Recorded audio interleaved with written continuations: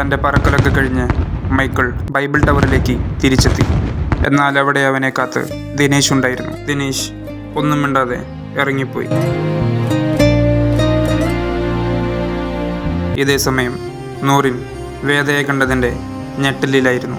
നൂറിന് വേദ മിസ്സിംഗ് ലിസ്റ്റിലെ ഒരാൾ മാത്രമായിരുന്നില്ല, താൻ ജീവന തുല്യം സ്നേഹിച്ചിരുന്ന ഒരാൾ കൂടിയായിരുന്നു.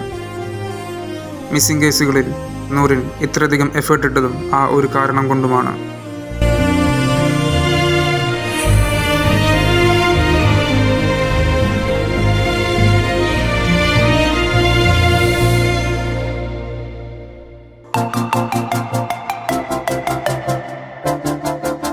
നീ എന്റെ അടുത്ത് മിണ്ടണ്ട മൈക്കിളെ. നീ എന്തൊക്കെ ചെയ്തെന്ന് വല്ല ബോധമുണ്ടോ? ഞാൻ നിനക്ക് തരുന്ന പ്രോമിസ് ഒക്കെ ഞാൻ പാലിക്കുന്നില്ലേ? പിന്നെന്താ നീ എനിക്ക് തരുന്ന പ്രോമിസ് ഒക്കെ പാലിക്കാത്ത?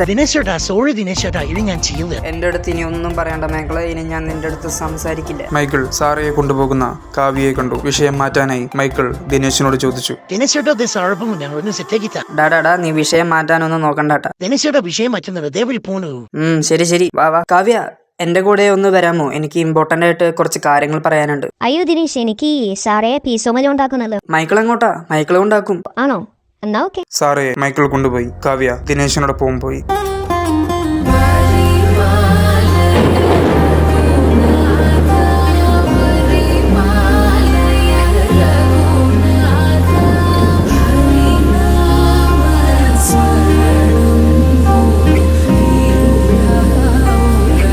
കാവ്യനെ ഞാൻ മുമ്പ് എവിടെ വെച്ച് കണ്ടിട്ടുണ്ടെന്ന് പറഞ്ഞില്ലേ? ചുവന്ന മണ്ണും. അവിടെ എനിക്കുമുണ്ടായിരുന്നു ഒരു കാവ്യ.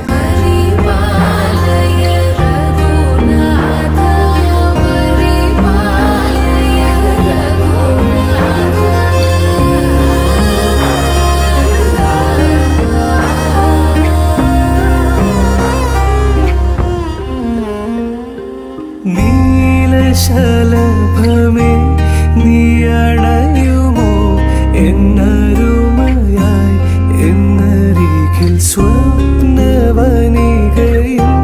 വസന്തവുമായി തിരയുന്നിതാ എൻ ഹൃദയമേതു നിമിഷവും എന്നിരവുകൾ ദിനേശ്,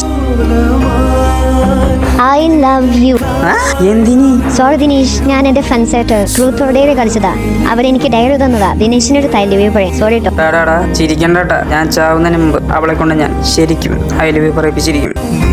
നീലശലഭമേ നീയണയുമോ എന്നരുമയായി എന്നരികിൽ സ്വപ്നവനികയിൽ വസന്തവുമായി തിരയുന്നിതാ.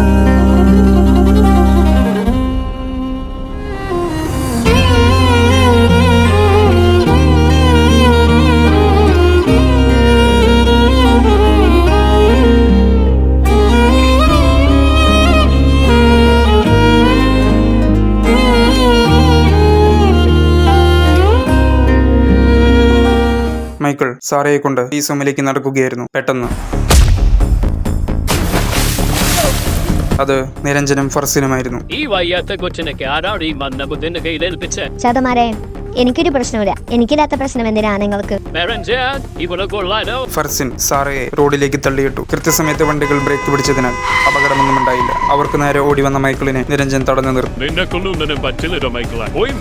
നിരഞ്ജനും ഫർസിനും അവരെ കളിയാക്കിക്കൊണ്ട് നടന്നു നീങ്ങി. എന്നാൽ ഈ സമയം മൈക്കിളിന്റെ ഉള്ളിൽ അവർക്കായുള്ള മരണമണി മുഴങ്ങിക്കഴിഞ്ഞിരുന്നു.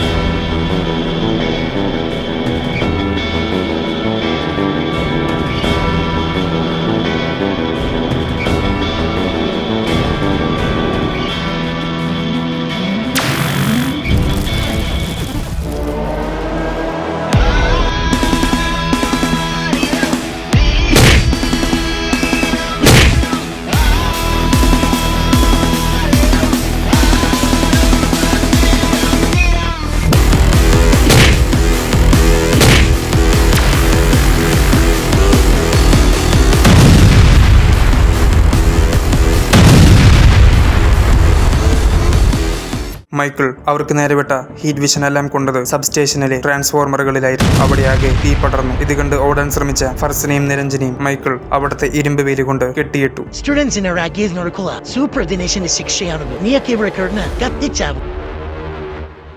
ഇതേസമയം സബ്സ്റ്റേഷന്റെ തൊട്ടടുത്ത ഹോസ്പിറ്റലിൽ അച്ഛൻ്റെ ഒപ്പം വന്നതായിരുന്നു ആര്യൻ അച്ഛന്റെ കണ്ണു വെട്ടിച്ച് ലിഫ്റ്റിൽ കയറി. പെട്ടെന്ന് ലിഫ്റ്റ് സ്റ്റക്കായി. അവിടെയാകെ തീ പടർന്നു. കാരണം സബ്സ്റ്റേഷനിലെ തീ ഹോസ്പിറ്റലിലേക്കും പടർന്നിരുന്നു.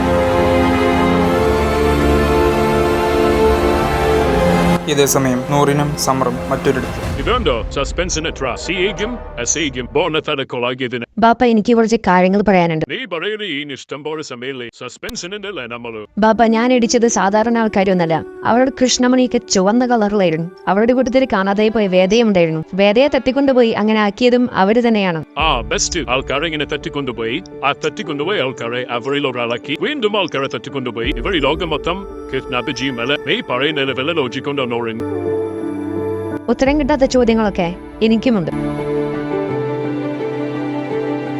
ഈ ലോകത്ത് അസാധാരണമായി എന്തൊക്കെയോ നടക്കുന്നുണ്ട്. അതൊക്കെ കണ്ടുപിടിക്കാനല്ലേ നമ്മൾ ഈ കാക്കിയിട്ട് നടക്കുന്നത്. ഇതിൽ നിന്ന് എല്ലാ ദിവസവും ഓരോ കോട്ട് വെച്ച് നീ വായിക്കണം. ആദ്യം ഈ ചോദ്യത്തിന് ഉത്തരം എന്താ? പവർ എന്നത് മറ്റുള്ളവരെ സഹായിക്കാനുള്ള പ്രാപ്തിയാണ്. നിന്റെ ശത്രുക്കളോട് നീ ക്ഷമിക്കണം. അവർ ക്ഷമ അറിയിക്കുന്നത് കൊണ്ടല്ല, നീ സമാധാനം അറിയിക്കുന്നത് കൊണ്ട്. നമ്മളല്ലാതെ ഇവരൊക്കെ രക്ഷിക്കാൻ പിന്നെ ആരാ ഉള്ളത്?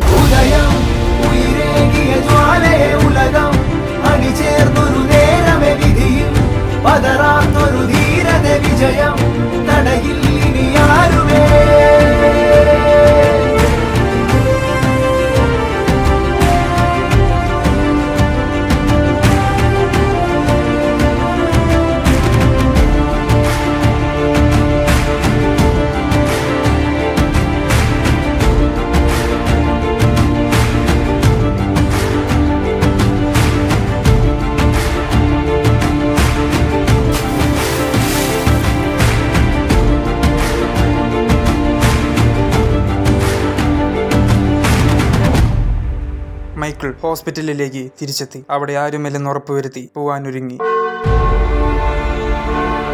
പെട്ടെന്ന് പുത്തൻ പള്ളിയിലെ മണികൾ അടിച്ചു. മൈക്കിൾ പിന്നിലേക്ക് തിരിഞ്ഞു നോക്കി. അവിടെ ഒരു ലിഫ്റ്റ് അവൻ കണ്ടു. അവനത് പൊളിച്ചു നോക്കിയപ്പോൾ താഴെ സ്റ്റക്കായി കിടക്കുന്ന ഒരു എലിവേറ്റർ അവൻ കണ്ടു. മൈക്കിൾ അത് പുറത്തെടുത്തു.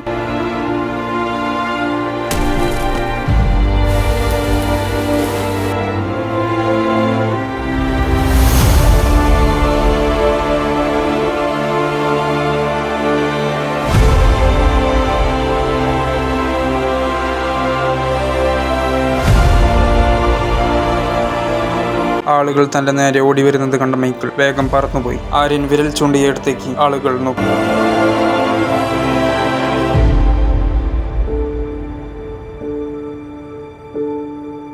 മൈക്കിൾ ആളുകളെ രക്ഷിക്കാൻ സാധിച്ച സന്തോഷത്തിൽ പീസോമിലേക്ക് മടങ്ങി. സബ്സ്റ്റേഷൻ പൊട്ടിത്തെറിച്ചതുകൊണ്ട് തന്നെ തൃശൂർ നഗരം മുഴുവൻ ഇരുട്ടിലായിരുന്നു. തന്റെ മുറിയിൽ വളരെ ദേഷ്യത്തോടെ തന്നെ കാത്തു നിൽക്കുന്ന ദിനേശിനെയാണ് മൈക്കിൾ കണ്ടത്. ദിനേശ് മൈക്കിൾ ഒടിച്ച സൂപ്പർ ദിനേശിന്റെ മിക്ക നോട്ടീസുകളും കത്തിക്കുകയായിരുന്നു. അതുപോലെ തന്നെ താൻ വാങ്ങിക്കൊടുത്ത ഫോണിന്റെ കണക്ഷനും ദിനേശ് ഊരിയിട്ടിരിക്കുകയായിരുന്നു. രാവിലെ അല്ലടാ നീ ഇനി പ്രോമിസ് ഒന്നും തെറ്റിക്കില്ല എന്ന് പറഞ്ഞ് രാത്രി ആകുമ്പേക്കും അത് തിരുത്തി തന്നല്ലോ. ദിനേശേട്ടാ സോറി ദിനേശേട്ടാ. പ്രശ്നം തീ പിടിച്ച ഹോസ്പിറ്റലിൽ നിന്ന് ആൾക്കാരെ രക്ഷിച്ചു. ആ തീ പിടിക്കാൻ ആരാ കാരണം? അത് ഞാൻ തന്നെയാ. സോറി ദിനേശേട്ടാ. ഇനി സോറി പറഞ്ഞിട്ട് ഒരു കാര്യമില്ല മൈക്കിളെ. നീ ന്യൂസ് കണ്ടില്ലല്ലോ, ഞാൻ കാണിച്ചു തരാം. ഇന്ന് വൈകിട്ട് തൃശ്ശൂരിലുണ്ടായ വലിയൊരു അപകടത്തിന് പിന്നിൽ സൂപ്പർ ദിനേശ് എന്ന സ്വയം വിളിക്കുന്ന മാന്യ മനുഷ്യരാണോ എന്നാണ് നമുക്കറിയാൻ കഴിഞ്ഞത്. കൂടുതൽ വിവരങ്ങൾക്ക് സൂപ്പർ ദിനേശിന്റെ ആക്രമണത്തിന് ഇരയായ 2 കോളേജ് സ്റ്റുഡൻസിനടുത്ത് നമുക്ക് ചോദിക്കാം. ഞങ്ങളുടെ കോളേജ് നടന്നു പോയിരുന്നു. അപ്പോഴാണ് ഈ സൂപ്പർ ദിനേശ് വന്ന് സബ്സ്റ്റേഷൻ്റെ ഉള്ളിലിട്ട് ഒരാൾ കത്തിക്കാൻ നോക്കിയത്. കോട്ടയിന്റെ ബാബൻ തന്നെ വന്ന് രക്ഷിച്ചു. അതായത് ആളുകളെ സ്വയം അപകടത്തിലാക്കി ഇവൻ തന്നെ വന്ന് രക്ഷിക്കും. ഇവന്റെ അടുത്ത ആക്രമണം എപ്പോഴാണ് നമുക്ക് പറയാൻ പറ്റില്ല. ഇപ്പൊ തന്നെ ആൾക്കാരെ വായുകൊണ്ട് മാത്രമേ രക്ഷപ്പെട്ടു. അതെ, സബ്സ്റ്റേഷൻ കത്തിക്കുന്നതിന്റെ CCTV ദൃശ്യങ്ങൾ നമ്മുടെ പക്കലുണ്ട്. ആളുകളെ സ്വയം അപകടത്തിലാക്കി അവരെ രക്ഷിക്കുന്ന ഒരു പ്രത്യേകതരം സൈക്കോന സൂപ്പർ ദിനേശ് എന്നാണ് നമുക്കറിയാൻ കഴിഞ്ഞത്. തൃശ്ശൂർ നഗരം മുഴുവൻ ഇനി കുറച്ച് നാളത്തേക്കും ഇരുട്ടിലായിരിക്കും. അതിന് കാരണം ഈ ഒരു മനുഷ്യനാണ്. മൈക്കിൾ എന്ത് ചെയ്യണമെന്നറിയാതെ പകച്ചുപോയി. പുറത്ത് വലിയ ബഹളം കേട്ട് ദിനേശും മൈക്കിൾ അതെന്താണെന്ന് നോക്കി. ഇരുട്ടിലായ തൃശ്ശൂർ നഗരം മുഴുവൻ സൂപ്പർ ദിനേശിനെ കത്തിച്ചാമ്പലാക്കാനുള്ള പ്രതിഷേധത്തിലാണ്. സൂപ്പർ ദിനേശിനെ അറസ്റ്റ് ചെയ്യുക.